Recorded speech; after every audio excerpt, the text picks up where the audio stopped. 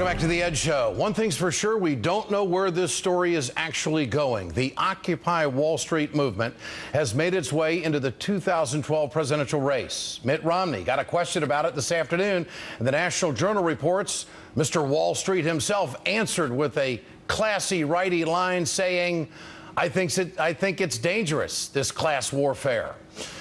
Mr. Romney, Americans protesting corporate greed is not class warfare. I'll show you class warfare. It's when the top 1% of income earners in this country hold more than 20% of the country's wealth. It's when you see productivity increase while overall wages stay flat. And the income of the top 1% goes, I guess you could say, through the roof. Look at the graph. This is why thousands of protesters, I think, are marching on Wall Street and across cities across the country.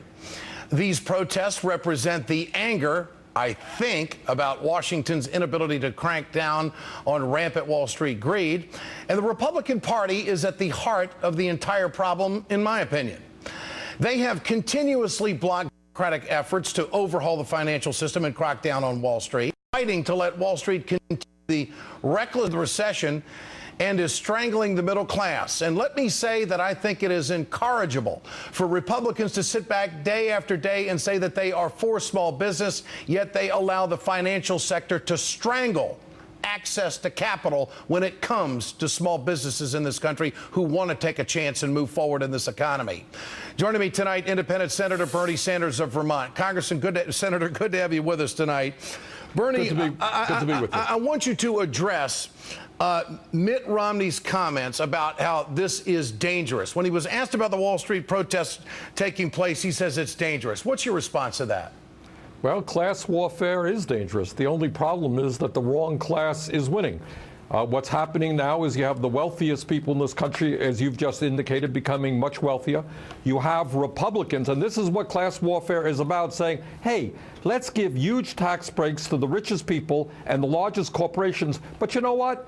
Let's destroy Social Security. Let's cut Medicare. Let's cut Medicaid. Let's deny young people the opportunity to go to college.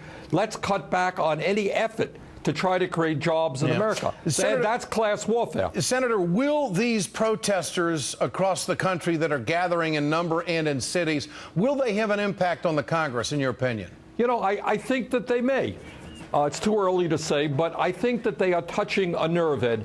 I think the average American understands that there's something very, very wrong when the people on Wall Street, through their greed and recklessness, caused this recession. Millions of people lost their jobs, their homes, their life savings. And you know what the punishment was for the people on Wall Street?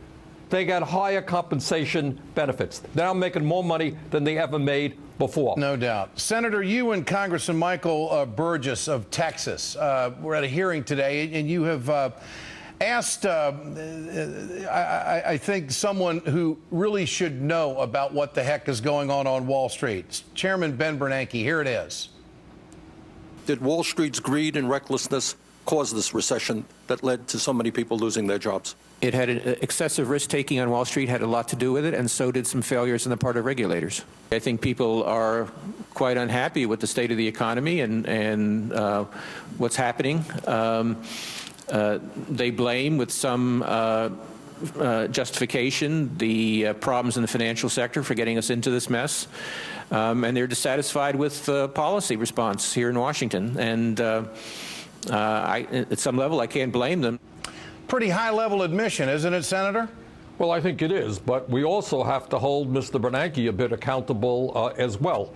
One of the things, Ed, that the Fed can be doing, you remember during the financial crisis that the Fed lent out $16 trillion, yes, $16 trillion to every financial institution, central banks around the world, wealthy individuals, large corporations. That's what they did during the financial crisis to bail out Wall Street.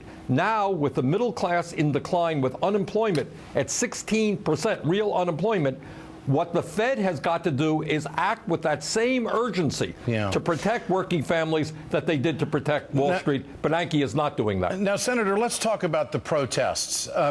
Where do you expect this is going to go? Isn't this going to have to go to Washington eventually? And I have to ask the question, are these the people that allowed the Republicans to take over the House? Were these protesters, were these the ones who were apathetic in 2010 and let Boehner get the gavel?